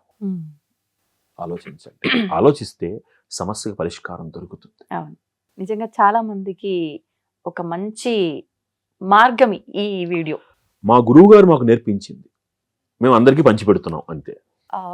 చాలా మంది ఆలోచన సిద్ధాంతం ఏంటి అంటే, అసలు మనం బతుకుతున్నాము అని అంటే బతకటానికి ఏదైనా ఉంది ఆధారం అంటే ఆహారం తీసుకుంటున్నాం కాబట్టే బతుకుతున్నాం. సంపాదిస్తున్నాము అని అంటే ఆ తినే ఆహారం కోసమే సంపాదిస్తున్నాం. ఇంతే లైఫ్ అంటే అనే వేలో వెళ్ళిపోతున్నారు. ఏదేమైనప్పటికీ ఎవరేమనుకున్నా ఆహారం అనేది ఒక మెయిన్ రోల్ అయితే పోషిస్తుంది ప్రతి మనిషి లైఫ్లో. మరి అంత పోషిస్తున్నప్పుడు దాన్ని ఎంత గౌరవంగా చూడాలి, ఎంత మంచి అంటే పవిత్రమైన ఆహారాన్ని మనం తీసుకోవాలి. ఆ ఆహారం మనకు దొరికింది అంటే ఆ భగవంతుడి అనుగ్రహం ఉంటేనే దొరికింది, ఆయనకి కృతజ్ఞత చూపించము. అసలు ఈ ఆహార ప్రాధాన్యత ఇంత ఉంది అన్నప్పుడు మనం డైలీ రొటీన్లో మనకు ఆరోగ్యం విషయంలో కానీ ఆలోచన విషయంలో కానీ ఇంత ప్రాధాన్యత పోషిస్తుంది అన్నప్పుడు దాన్ని మనం చాలా జాగ్రత్తగానే తీసుకోవాలి తీసుకునేటప్పుడు కూడా. కానీ ఎంత దరిద్రం అయిపోయిందంటే ఆహారం తీసుకునే విధానం కానివ్వండి. ఒకప్పుడు పూర్వకాలంలో ఆహారము అంటే డైరెక్ట్గా మేము చూస్తున్నామో లేదో కానీ కొన్ని చెప్తున్నప్పుడు కానీ కొన్ని చూస్తున్నప్పుడు కానీ ఓ ఇలా ఉండేదా అనిపిస్తుంది. కింద కూర్చొని మంచిగా ఎంతమంది ఉంటే అంతమంది ఒకేసారి కూర్చొని ఎంత బాగా అనిపించేది. ఆ తినే విధానం కూడా, ఆ కంచాలు కూడా ఏ కంచాలు పడితే ఆ కంచాలు ఇప్పటిలాగా ఫైబర్వి ప్లాస్టిక్వి ఇవి లేకుండా నీట్గా ఉంటే వెండి కంచాలు లేకపోతే మట్టి పాత్రలు ఆకులు ఇవి అంటే కంప్లీట్ మారిపోయింది. ఆహారం తినే విధానం కానివ్వండి, వ్యవస్థ కానివ్వండి. ఏం చెప్పింది అసలు శాస్త్రం ఆహార విషయంలో? నియమాలు ఏంటి, తీసుకునే విధానంలో నియమాలు ఏంటి, అవన్నీ కూడా. శరీరం కలుధర్మ సాధనం. శరీరాన్ని భగవంతుడు పుట్టించాడు అంటే కొన్ని ధర్మ కార్యక్రమాలను చేయడం కోసం పుట్టించాడు. నాకు ఏది నచ్చితే అది చేయమని చెప్పలేదు. ఏది ప్రకృతికి సమాజానికి హితమైనదో అది చేయమని చెప్పారు. అలాంటి ఆహారం, అలాంటి ఒక దానికి ధర్మానికి కారణమవుతున్నది ఏమిటి? ఆహారం. ఎందుకని కారణమవుతుంది ఆహారము? శరీరం నిలబడాలి అంటే ఆహారం కావాలి. అంతేనా కదా? శరీరంలో శక్తి ఉంటేనేగా ఒక సత్కార్యం చేయగలం మనం. ఇప్పుడు నేను తిన్న ఆహారము నాకు శక్తినిస్తే నేను సత్కార్యం చెయ్యాలి అని నేను అనుకుంటున్నాను. అలాంటి అప్పుడు సత్కార్యము చేసే విధముగా ఆహారాన్ని తినడం కూడా నా బాధ్యతే కదా. ఖచ్చితంగా. ఏది పడితే, ఎక్కడ పడితే, ఎలా పడితే అది మనం తిన్నాం అనుకోండి, దాని ప్రభావం మనిషి మీద, మనసు మీద సత్కార్యం వైపు నడిపిస్తుందా, నడిపించదా? ఇది ప్రశ్నే కదా. అవును, ప్రశ్నే. ఇదే ప్రశ్నే కదా. వేదం ఒక అద్భుతమైనటువంటి మాట చెప్తుంది. హిరణ్య శృంగం ప్రపద్యే తీర్థం మే దేహియాచిత యన్మయాభుక్తం అసాధూనాం పాపేభ్యశ్చ ప్రతిగ్రహ అంటుంది. అర్థం అండి. నువ్వు తీసుకునేటువంటి ఆహారము ఎక్కడి నుంచి నువ్వు తీసుకోకూడదు అంటే, యన్మయ అభుక్తం అసాధూనాం పాపేభ్యశ్చ ప్రతిగ్రహ. అభుక్తము అంటే తినకూడనిది. అసాధూనాం, వాడు సంపాదించినటువంటి ధనము ఎవన్నో చంపి సంపాదిస్తే అది నీకు మంచెందుకు చేస్తుంది? పాపము చేసినటువంటి వాడి దగ్గర నుంచి నువ్వు దాన్ని ప్రతిగ్రహించావు అనుకో, మరి వాడి ఆలోచనలు నీకు వస్తాయి కదా. ఖచ్చితంగా. ఒకప్పుడు కాలంలో ఆహారం ఎలా నిర్ణయించేవారు? ఇంట్లో వండిన ఆహారాన్ని ఇప్పటికీ కొంతమంది వేద పండితులు ఆడవాళ్ల చేత కూడా వండించకుండా తమకు తామే వండుకుని తినేటువంటి వాళ్ళు. వివాహం అయి ఉంటుంది కానీ ఆయనే కొంపటి మీద వండుకుని తింటాడు. అది రూల్, వాళ్ళ నియమం అది. ఎందుకని? ఏదైనా శంఖంలో పోస్తేనే తీర్థము అన్నట్టుగా విదేశీయులు చెప్తేనే మనకు బుర్రకెక్కేటువంటి దుస్థితికి మనం చేరుకున్నాం. ఒక 1.5 year 2 years బిఫోర్ అమెరికన్ సైంటిస్టులు, న్యూట్రిషనిస్టులు కొంతమంది ఏమని, సైకాలజిస్టులు కొంతమంది ఏమని రివీల్ చేశారంటే, అన్నం వండుతున్న వ్యక్తి యొక్క మానసిక స్థితి తినేవాడి మీద పడుతుంది అని చెప్పారు. ఒక్కసారి నిశ్చితంగా సమాజం యొక్క పరిస్థితిని ఆలోచిద్దాం. మీ నాయనమ్మ గారు, వాళ్ళ అమ్మగారు ఆ కాలంలో 10 మంది ఇంట్లో కూర్చుని భోజనం చెయ్యాలని వాళ్ళు స్వహస్తాలతోటి వండి అందరికీ పెట్టేవారు. తిన్న వాళ్ళందరూ అన్నదాత సుఖీభవ అనుకుంటూ వెళ్ళేవారు. అవునా? పెట్టేటువంటి వ్యక్తి ఆలోచన ఇంతమంది తినాలి అని పెట్టేవారు. తినేటువంటి వ్యక్తి ఆస్వాదించి పెట్టినవాడు బాగుండాలి అని కోరుకునేవారు. ఎంత బాగుంది ఈక్వేషన్.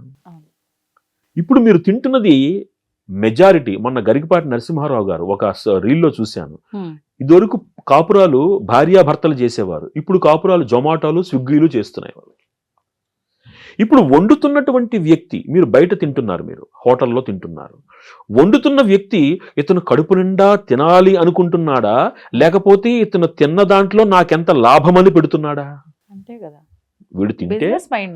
వీడు తింటే రెండోసారి చట్నీ వేసుకుంటే మొహం మాడిపోతుంది, రెండోసారి సాంబార్ అడిగితే మొహం మాడిపోతుంది. వాడి మనస్సులో పవిత్రత ఏముంటుంది? అవునా?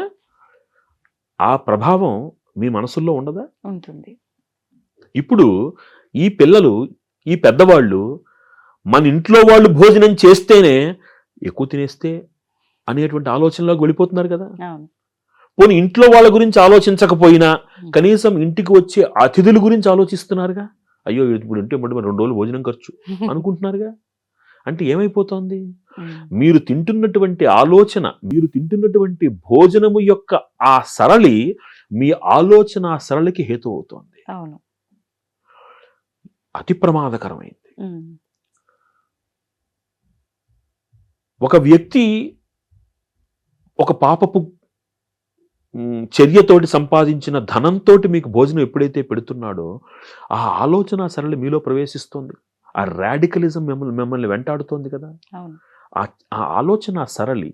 అందుకనే మన పూర్వీకులు ఆహారాన్ని ప్రతి నిత్యము కూడా భగవంతుడికి నివేదన పెట్టి ప్రసాదంగా స్వీకరించేవారు.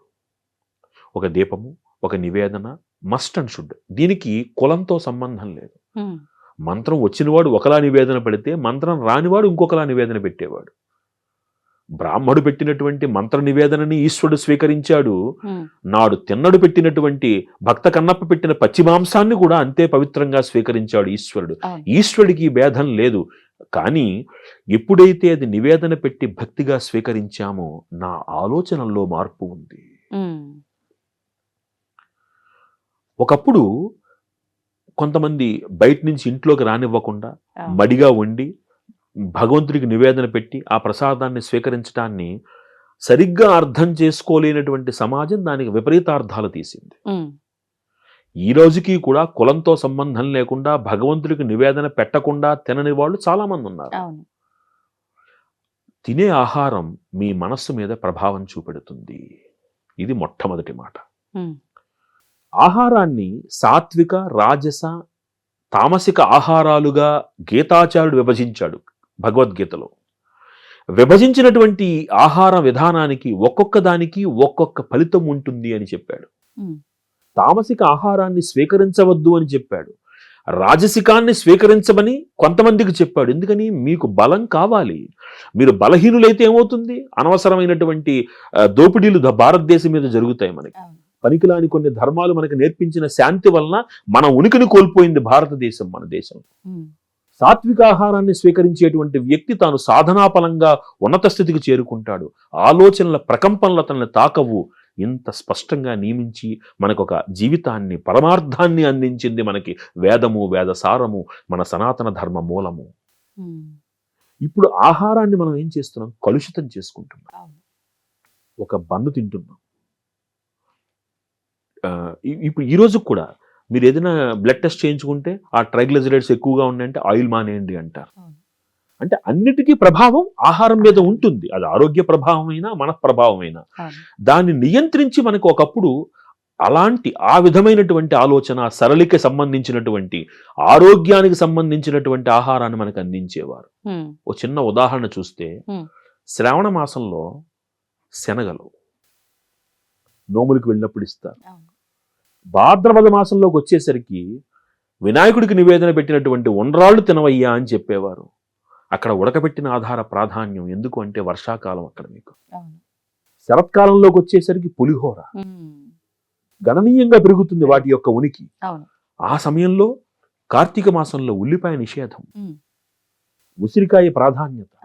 ఏమిటివన్నీ? సూక్ష్మమైనటువంటి అంశాలను గమనిస్తే అందులో నిబిడీకృతమైనటువంటి ఆరోగ్య రహస్యం కూడా ఉంది. చాలా మంది ఇప్పుడు వెగాన్స్ అంటున్నారు, వెజిటేరియన్. దాన్ని ప్రతిఘటించి మీరు ఒక వంకాయని మీరు కొయ్యట్లేదా?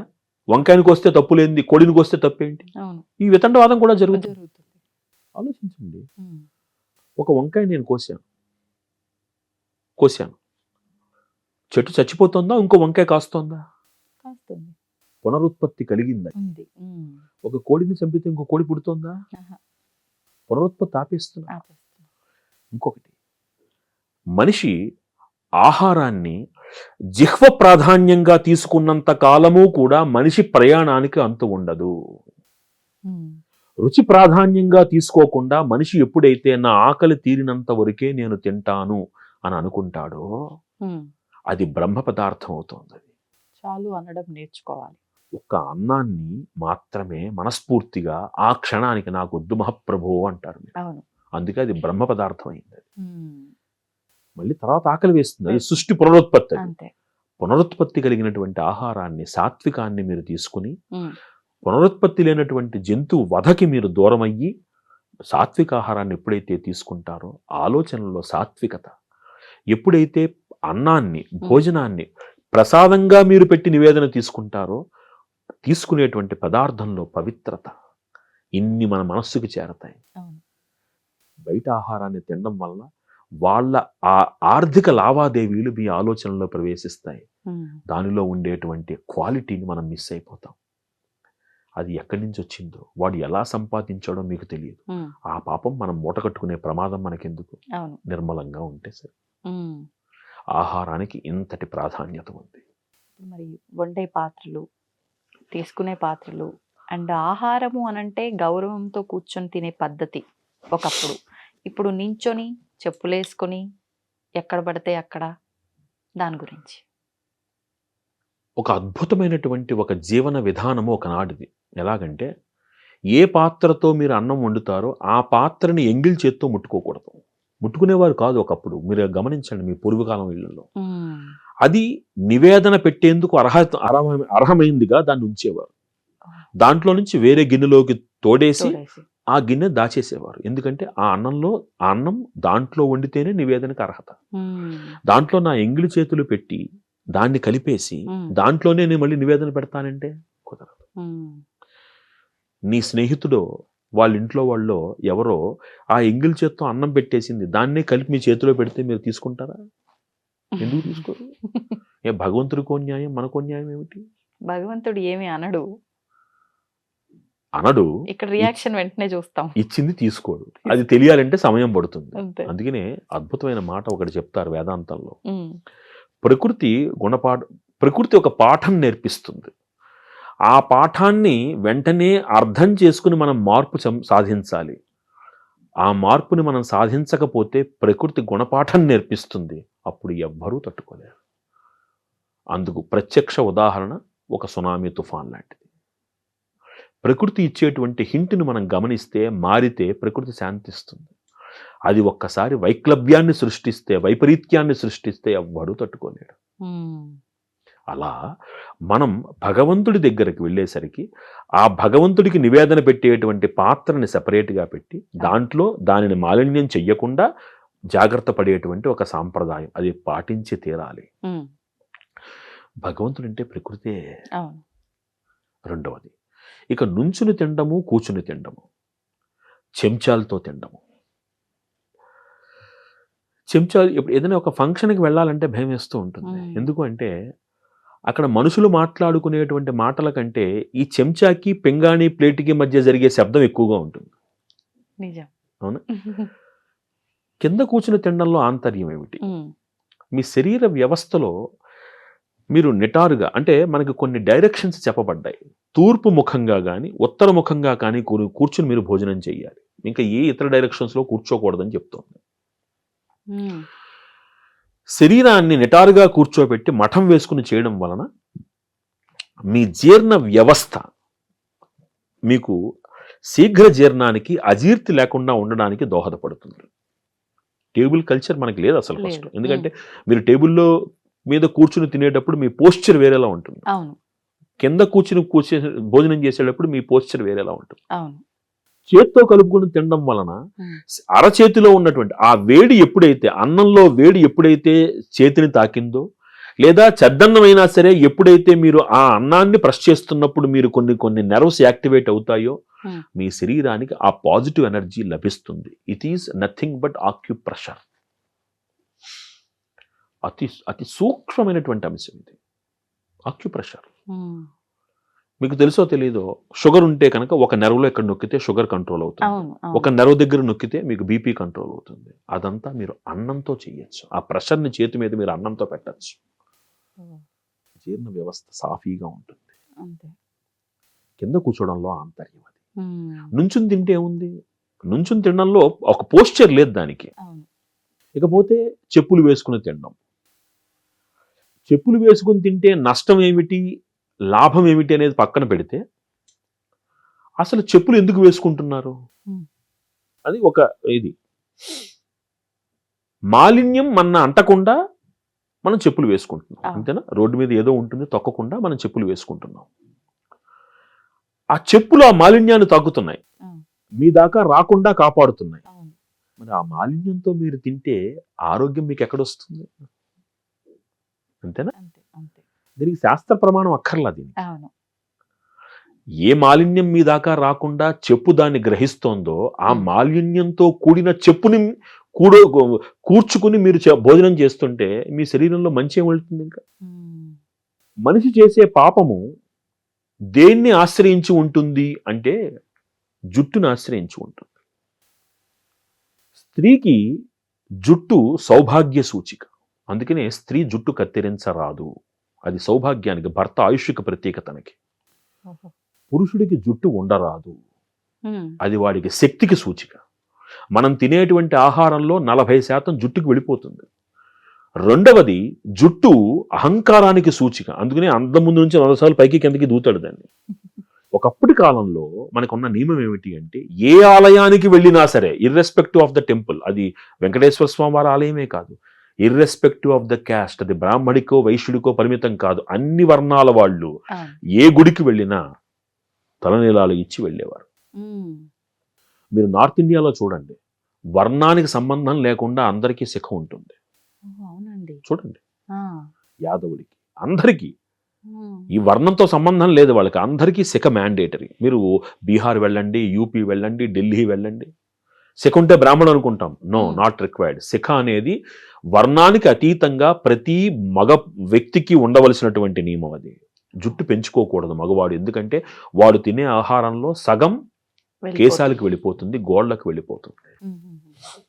అలాంటిది మంగళ షాపుకి వెళ్ళి మనం జుట్టు కత్తిరించుకున్న తర్వాత ఈ చెప్పులతో ఆ వెంట్రుకలు తొక్కి ఆ పాపాన్ని మనం ఆశ్రయించి దాంతో భోజనం చేస్తే శరీరంలోకి ఏ పాజిటివ్ ఎనర్జీ వెళుతుందో ఆలోచించండి.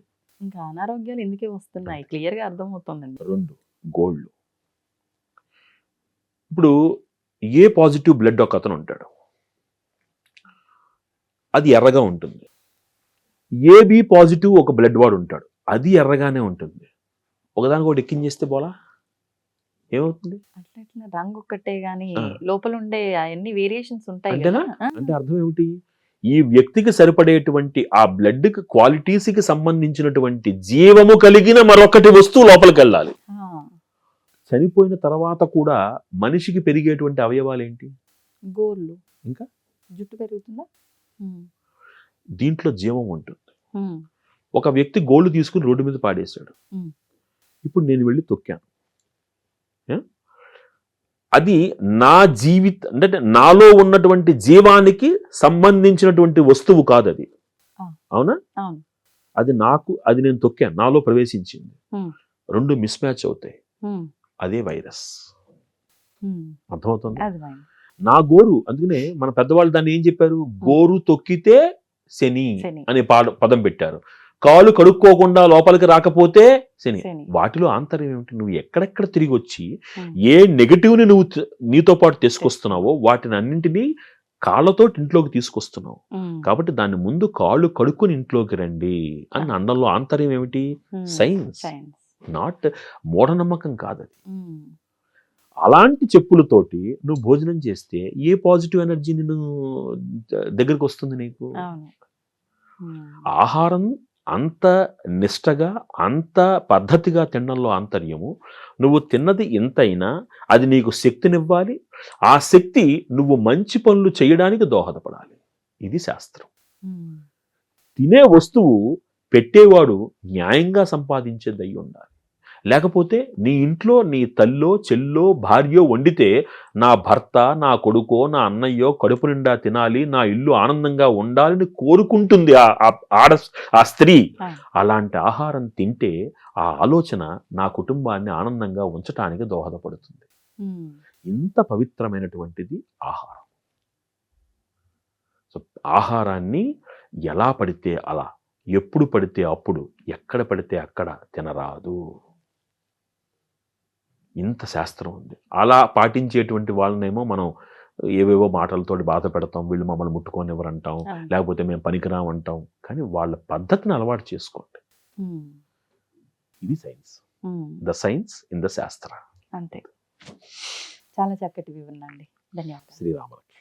And for more videos, please subscribe to iDream. Please subscribe to iDream. Please subscribe iDream. And please subscribe to iDream. For more videos, subscribe to iDream. please like, share and subscribe to the channel. Congratulations, iDream.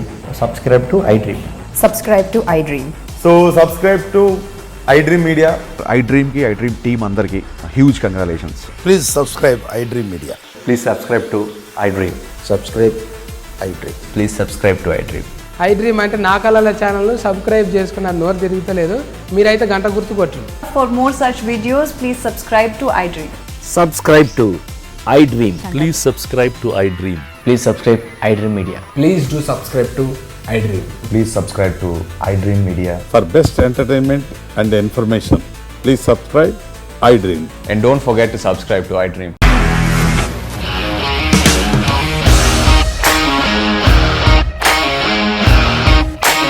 ఇండస్ట్రీలో commitment issues వస్తే నీకు కూడా వచ్చినట్టు morning తీసుకెళ్ళాలంటే కొట్టి పడేస్తారు.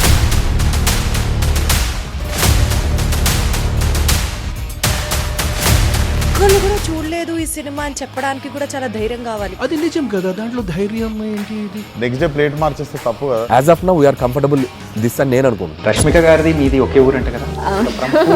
నీకు కోపం వచ్చిందంటే బాగా తిట్టేత్తరా? తిట్టేద్దామండి. నిజంగా గేమ్ ని ఎలా చేంజ్ చేయగలిగారు? ఏపీఎస్ఎఫ్సి వాళ్ళకి 6 నెలల్లో నేను 6 లక్షలు కట్టా. బిజినెస్ చేయాలనుకుంటే it is as difficult as riding a tiger.